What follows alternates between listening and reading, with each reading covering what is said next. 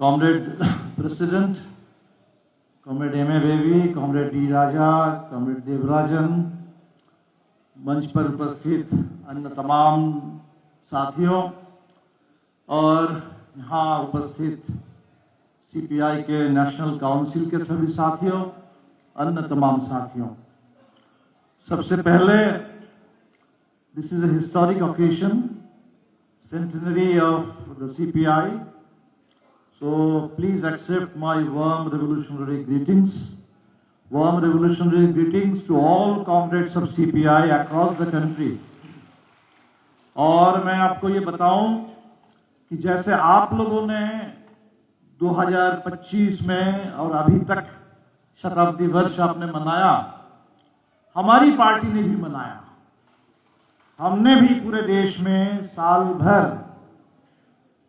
संगठित कम्युनिस्ट आंदोलन के 100 साल, इसी हिसाब से हमने पूरे देश में इसको मनाने का काम किया। और कल दरअसल इस समय मैं मऊ में था, कॉमरेड अतुल अंजान का जिला मऊ, उस मऊ में इसी तरह की मीटिंग हो रही थी। हमारी पार्टी के पूर्वांचल का, उत्तर प्रदेश का पार्टी स्कूल भी था और वहीं से मैं यहाँ आ रहा हूँ। तो एक तो शताब्दी के मौके पर पूरे देश के कम्युनिस्टों को और संगठन के तौर पर सीपीआई को बहुत बहुत बधाई और क्रांतिकारी सलाम। दूसरा, ये खम्मम है, ये तेलंगाना है और भारत के कम्युनिस्ट आंदोलन में जो 100 साल की जब भी हम चर्चा करेंगे तो शायद सबसे पहले जो नाम आएगा वो तेलंगाना का आएगा, सबसे पहले तेलंगाना का नाम आएगा। और हमारी भी पार्टी जब बनी नक्सलवादी के किसान विद्रोह के बाद 1969 में, तब से लगातार जब भी हम देश में कम्युनिस्ट आंदोलन की चर्चा करते हैं, 3 नाम हम एक साथ लेते हैं, तेभागा, तेलंगाना, नक्सलवादी। ये 3 भारत के कम्युनिस्ट आंदोलन में, किसान आंदोलन में, क्रांतिकारी आंदोलन में पूरे शानदार glorious chapters in Indian communist movement. और इसीलिए इस मौके पर तेलंगाना के तमाम शहीदों को, तेलंगाना के तमाम नेताओं को खास तौर पर मेरा लाल सलाम। उस जनरेशन को बासर पुन्नैया हो या सुंदरैया हो, उनसे मिलने का मौका नहीं मिला, लेकिन कॉमरेड सी राजेश्वर राव से मिलने का, बात करने का मौका मिला, कॉमरेड सुधाकर रेड्डी से बात करने का मौका मिला, तेलंगाना के बहुत सारे नेताओं से मिलने का मौका मिला। तो तेलंगाना आंदोलन से जुड़े तमाम शहीदों को, साथियों को, उन तमाम लोगों को मेरा लाल सलाम। जाहिर सी बात है कि हम लोग आज जो बात कर रहे हैं अभी, आज का भारत, 100 साल का इतिहास हम पार करके आए हैं। आज का भारत और हमारे सामने क्या चुनौतियां हैं। आज के भारत की अगर बात करें, हम आपको कुछ तस्वीरें दिखाना चाहते हैं टुकड़ों में। If you are a migrant worker, if you are a Bengali speaking migrant worker, and if you are a Bengali speaking Muslim migrant worker, तब आज पूरे देश में इस समय you are at great risk। इस देश के किसी भी कोने में कहीं भी आपको पकड़ करके आपकी हत्या कर दी जा सकती है। This is India today. India today का मतलब है कि any migrant worker can be killed. और हमने केरला में देखा है, you don't have to be a Bengali speaking migrant worker, you don't have to be a Muslim migrant worker, you can be Ram Narayan Baghel from Chhattisgarh। Chhattisgarh के राम नारायण बघेल को बांग्लादेशी कह करके, बांग्लादेशी तो नहीं हो, उसकी हत्या कर दी जाती है केरल में। This is India today. आज अगर हमें सोचना है इस समय देश में, हमारे त्रिपुरा का एक नौजवान एंजल चकमा, त्रिपुरा का एक ट्राइबल नौजवान जो एमबीए पढ़ रहा था, उसका पिता बीएसएफ में है और वो देहरादून में, उत्तराखंड में पढ़ता है। उसकी हत्या कर दी जाती है ये कह करके कि तुम्हारा चेहरा देखने से चीनी जैसा लगता है।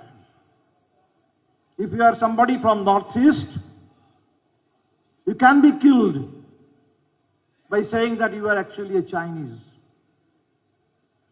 खबर आई है अभी उत्तर प्रदेश के बरेली से,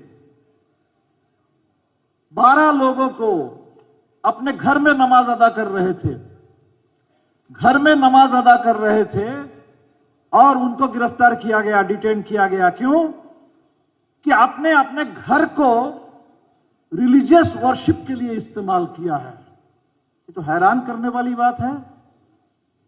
इस हिंदुस्तान में कितने हिंदू घर हैं, घर में पूजा होती है, किसी ना किसी देवी देवता का वहां फोटो है, मूर्ति है। क्या कल ये भी शुरू हो जाएगा कि घर में आप पूजा नहीं कर सकते? संविधान में रिलीजियस फ्रीडम की बात है। इस बार के क्रिसमस में हमने देखा पूरे देश के हर कोने में अब क्रिसमस नहीं मना सकते। सेंटा क्लॉज का चेहरा अगर आपको दिख गया तो उससे आपको खतरा महसूस होता है, उसमें नफरत है। जो सेंटा क्लॉज बच्चों के लिए पूरे दुनिया भर में शांति के लिए, खुशी के लिए, प्यार के लिए लोग जानते हैं और आप उसको नफरत उस पर आपको है। तो ये जो पूरे देश की स्थिति बनी हुई है, समझना कठिन नहीं है कि हम कहां जा रहे हैं। पार्लियामेंट है, पार्लियामेंट में कैसे कैसे कानून पारित हो रहे हैं, कितनी चर्चा होती है और कैसे पारित कर दिया जाता है, आपने देखा। अभी न्यूक्लियर पावर का प्राइवेटाइजेशन किया गया। क्यों? क्योंकि अदानी को न्यूक्लियर पावर में भी घुसना है।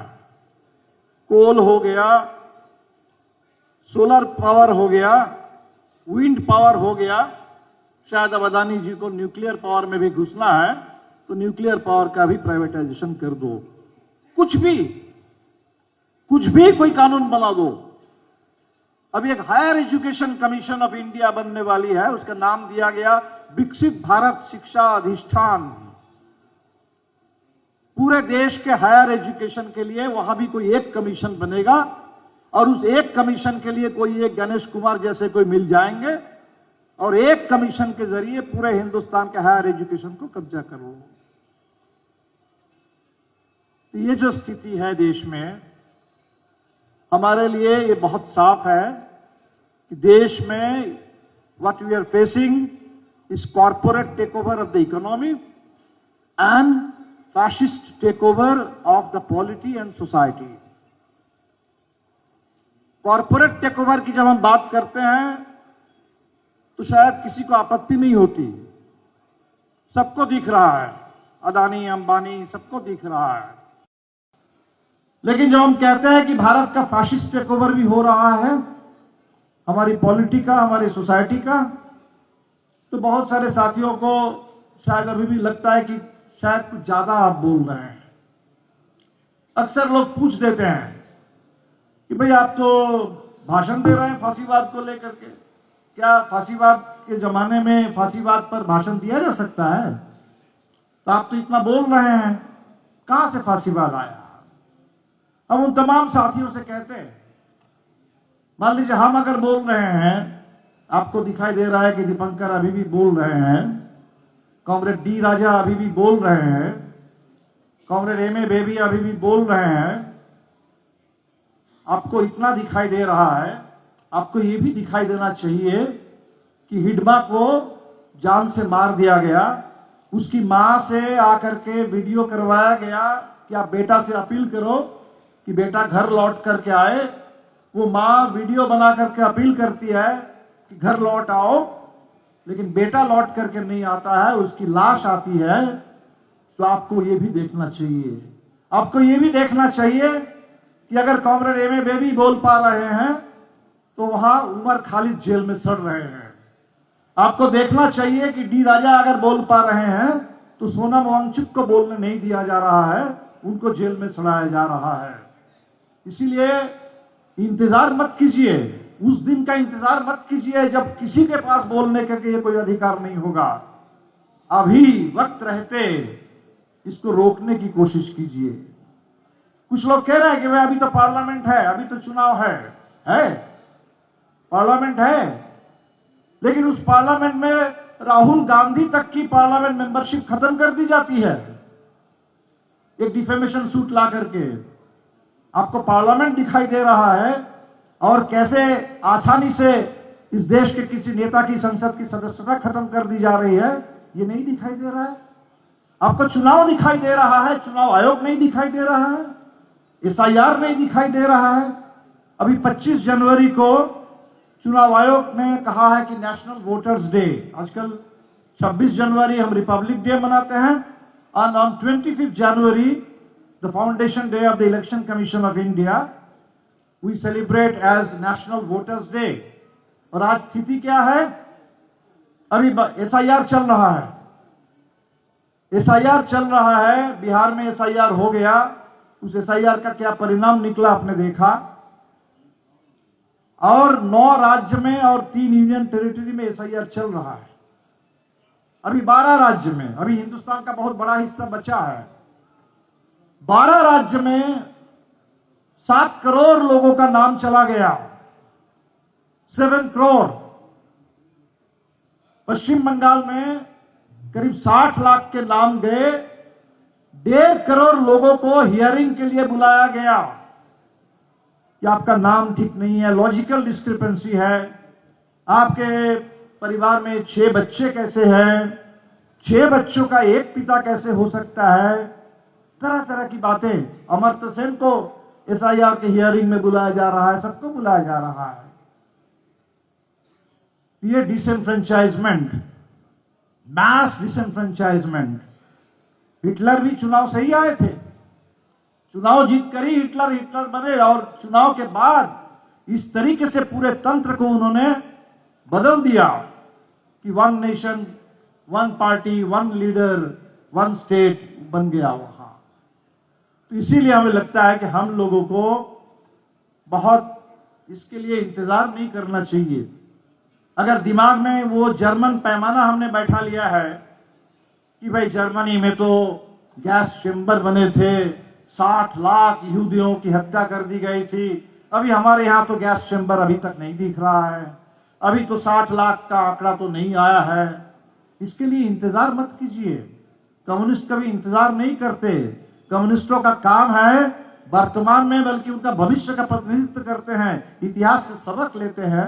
इसीलिए मैं तमाम आज देश के वामपंथी साथियों से खास तौर पर अपील करूंगा, इस समय ये जो पूरे फैशिस्ट टेकओवर, उस टेकओवर को, वो टेकओवर की प्रक्रिया है, अगर हम अभी इसको रोक नहीं पाएंगे तो टेकओवर जब पूरा हो जाएगा तब आपके पास बचेगा नहीं कुछ। टेकओवर की प्रक्रिया से हम जूझ रहे हैं, गुजर रहे हैं, तो उस टेकओवर की प्रक्रिया के खिलाफ अभी समय है। समय रहते रहते, थोड़ा बहुत लोकतंत्र बचा रहते रहते, थोड़ा बहुत संविधान, थोड़ी बहुत बोलने की आजादी, ये रहते रहते उसका सही इस्तेमाल करके हम लोगों को इसको रोकना चाहिए। अलग अलग पार्टियां हम लोग हैं, बहुत सारे साथी कहते हैं कि भाई एक पार्टी क्यों नहीं बन जाते। बिल्कुल बन सकते हैं। अगर 1925 में एक पार्टी थी तो 2030 में एक पार्टी बन जा सकती है, कोई बात नहीं है, बिल्कुल बन सकती है। लेकिन हम कहेंगे कि इस पर एक कब होंगे, एक होकर के क्या करना है उस पर सोचिए। What is to be done. एक होना है, एक होना है, एक हो जाइए, एक हो जाइए, एक नहीं होने से नहीं होगा, इससे कोई बात नहीं बनेगी। एक होकर के करना क्या है। अगर एक नहीं भी है, 4 अलग पार्टी भी है, तब भी एक साथ मिलकर बहुत कुछ कर सकते हैं। तो नजर हमारी इस पर हो कि करना क्या है। मैं बस कुछ आंदोलनों की चर्चा करके बात खत्म करूंगा। अभी इस देश में, अब पुराने इतिहास याद करिए तो 1925 में सीपीआई, लेकिन 1920 में एआईटीयूसी का गठन हुआ। सीपीआई बनने से 5 साल पहले ट्रेड यूनियन केंद्र का गठन हुआ। पूरे आजादी के आंदोलन में ट्रेड यूनियन आंदोलनों का जबरदस्त उस समय दौर था। 1926 में इस देश में ट्रेड यूनियन एक्ट बना था। कोई अंग्रेजों ने तोहफा नहीं दिया था। उस देश में उस समय का जो मजदूर आंदोलन था, उस आंदोलन की ताकत थी कि उसने अंग्रेजों को भी मजबूर कर दिया था कि ट्रेड यूनियन के अधिकार के लिए कानून बनाओ। तो क्या आज ये जो 4 लेबर कोड थोपे जा रहे हैं, ये जो मनरेगा को खत्म करके ये जो कानून आया है, हम अभी कॉमरेड बेबी से कह रहे थे कि हम इसको जी राम जी नहीं कहते। जी राम जी, कुछ लोग महात्मा गांधी बनाम राम, इस चक्कर में हम नहीं जाएंगे। जी राम का मतलब है ग्राम। ये विकसित भारत ग्राम जी कानून आया है कि विकसित भारत जब बनेगा, उस विकसित भारत में ग्राम कहां रहेगा, ग्राम के बेरोजगार कहां रहेंगे, ग्राम में रोजगार का क्या होगा। तो ये गांव का सवाल है, गांव के रोजगार का सवाल है। तो क्या ये गांव के रोजगार का सवाल, ये जो आज क्या उभरता हुआ हिंदुस्तान का मजदूर, अभी इस साल के अंत में हमने देखा कि गीग वर्करों ने हड़ताल की, और गीग वर्करों की हड़ताल से कम इतनी बात बनी, वो जो 10 मिनट के अंदर आपको डिलीवर करना है ब्लिंकिट के मजदूरों को, उसमें थोड़ा पीछे हटना पड़ा है उनको। तो क्या हिंदुस्तान में आज का जो फैलता हुआ, बदलता हुआ नया मजदूर वर्ग है, उस मजदूर वर्ग का कोई उभार हम पैदा कर सकते हैं गांव से लेकर शहर तक? ये सोचना चाहिए, इस दिशा में कोशिश करनी चाहिए। आज इस देश में समय समय पर आप देखेंगे कि महिलाओं का जबरदस्त आंदोलन खड़ा हो रहा है। बलात्कारियों को खुली छूट है, बलात्कारियों को माला पहनाया जा रहा है, सेंगर को बेल दिया जा रहा है, राम रहीम को हर रोज पैरोल मिल रहा है।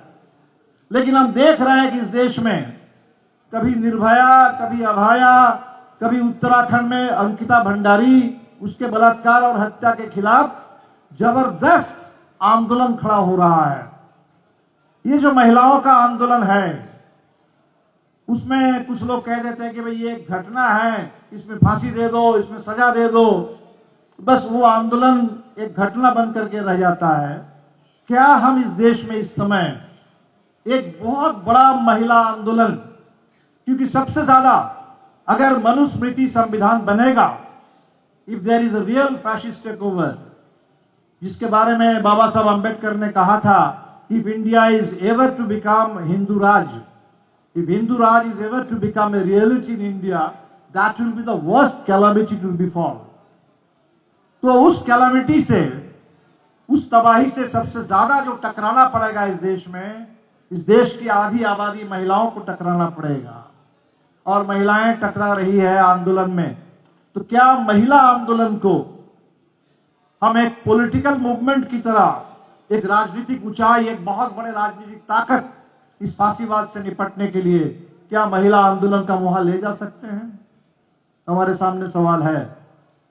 क्या इस देश में इस समय दलित आंदोलन और कम्युनिस्ट आंदोलन, हम लोग और ज्यादा नजदीक आ सकते हैं?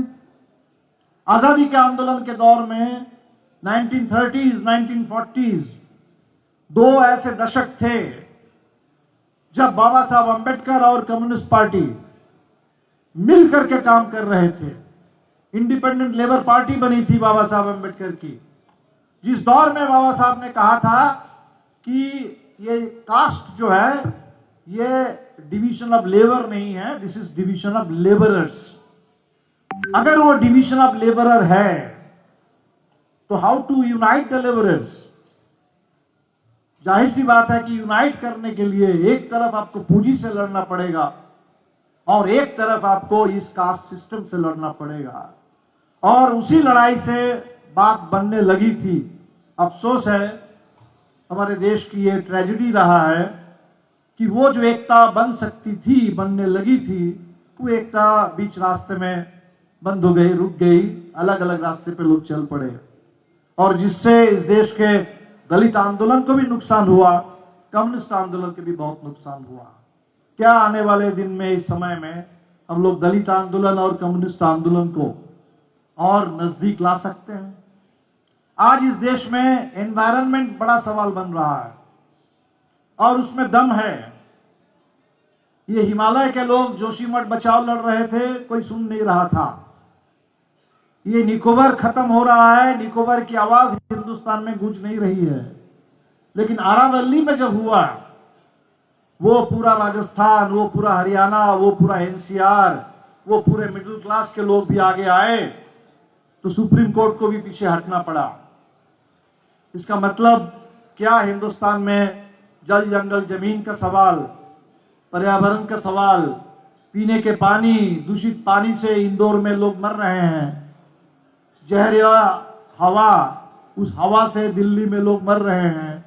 क्या ये हवा का सवाल, ये पानी का सवाल, ये जल जंगल जमीन का सवाल, पर्यावरण का सवाल, इसको हम बहुत बड़ा एक एजेंडा बना दे सकते हैं? तो हमें तो लगता है कि हम लोगों को आंदोलनों पर ज्यादा चर्चा करें, आंदोलनों में कैसे नया जोश, नई ऊंचाई, नए आयाम हम जोड़ सकते हैं। निश्चित तौर पर इसी से बात बनेगी। मैं खत्म करूंगा, जिस समय 1925 में सीपीआई बन रही थी, उस समय हमारे सामने दो सवाल थे। एक सवाल था कि देश में आजादी कैसे आएगी, आजादी लाने के लिए लोग लड़ रहे थे। दूसरा सवाल था आजादी कैसी होगी। उस आजाद हिंदुस्तान में क्या जमींदारी और आजादी साथ साथ चलेगी? कम्युनिस्टों ने नारा दिया कि जमींदारी का उन्मूलन हो। क्या इस देश में ये जो छोटे छोटे राज्य थे और राज्य में राजाओं का चलता था, कम्युनिस्टों ने नारा दिया और वो त्रवंकुर से लेकर हैदराबाद से लेकर के पूरे देश में, जो लोग कहते हैं कि सरदार पटेल ने आकर के सबको एक कर दिया, वो इसीलिए एक कर पाए कि अंदर से हर ऐसे जो राजा का था वहां लोग लड़ रहे थे सामंतशाही के खिलाफ, राजशाही के खिलाफ। तो ये जो लड़ाइयां हैं, तो वो दोनों लड़ाई थी। आज की परिस्थिति कुछ बिल्कुल उसी तरह की है। आज हमें फांसीवाद से आजादी चाहिए, फिर एक बार साम्राज्यवाद से आजादी चाहिए। वो ट्रंप के आगे भारत सरकार घुटने टेक रही है, भारत के शासक वर्ग घुटना टेक रहा है। उस ट्रंप से, उस अमेरिकी साम्राज्यवाद से आजादी पूरी दुनिया को चाहिए, हमें भी चाहिए। कॉरपोरेट से आजादी हमें चाहिए, हमें फांसीवाद से आजादी चाहिए। तो आज भी एक आजादी की लड़ाई है और उस आजादी की लड़ाई में जाहिर सी बात है मजबूत लोकतंत्र चाहिए और समाजवाद की दिशा में इस लोकतंत्र को ले जाना है। तो हमें लगता है कि आज ये जो चुनौतियां हैं हमारे सामने, ढेरों चुनौतियां हैं, लेकिन जो big picture is we are facing a stage of corporate takeover and fascist takeover. और इसमें मुझे लगता है कि बहुत सारी बहसें नहीं हैं। जो कह रहे हैं कि भाई क्या भारत में स्टेट फैशिस्ट बन गया, I think honestly this is the red herring. कोई किसी को ये, लेकिन अगर हम इसी तरह से स्टेट का चलता रहेगा, वो दिन दूर नहीं होगा जिस दिन उसका हो जाएगा, वो हो जाएगा। और इसीलिए we have to intervene now, here and now. हमें इसमें हस्तक्षेप करना है, इसको रोकना है। चैलेंज हमारे सामने है, can we stop the fascist, can we stop the fascist, can we stop this fascist takeover, can we reverse the process, and can we unleash once again powerful waves of working people struggles, powerful waves of communist movement, powerful waves of democratic upsurge in this country. आज 100 साल के मौके पर पिछले 100 साल के अपने तमाम शहीदों को, उन तमाम पीढ़ियों को जिन्होंने हमें ये शानदार विरासत दी है, आज जिस विरासत को लेकर हमें आगे बढ़ना है, सबको सलाम करते हुए मैं अपनी बात खत्म कर रहा हूँ। इनकलाब जिंदाबाद।